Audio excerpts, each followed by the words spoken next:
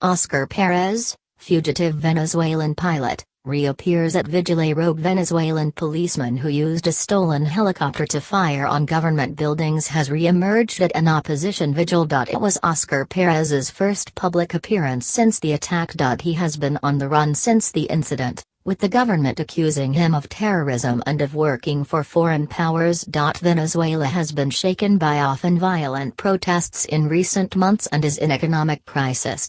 Who is Oscar Pérez?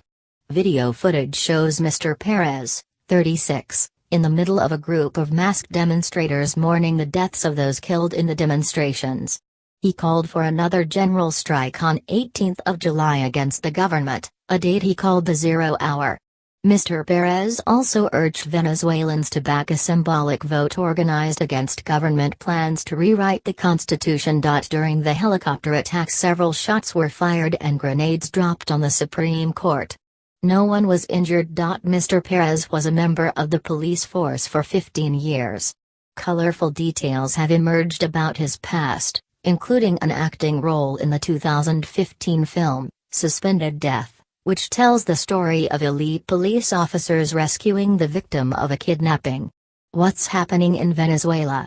Media playback is unsupported on your device. Media caption. Your video guide to the crisis gripping Venezuela. The country is in a deep economic crisis, made worse by the falling price of oil, which accounts for about 95% of its export revenues and was used to finance some of the government's generous social programs.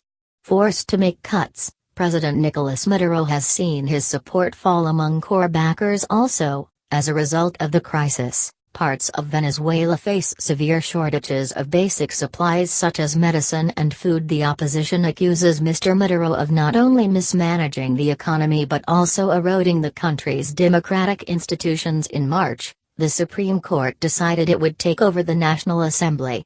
The decision was reversed, but Mr. Maduro was accused by opponents of trying to stage a coup. That sparked almost daily protests calling for his resignation. Meanwhile, Mr. Maduro says the opposition is trying to overthrow his government illegally, and blames the country's problems on an economic war being waged against him. More on Venezuela's turmoil-related tropics. Venezuela,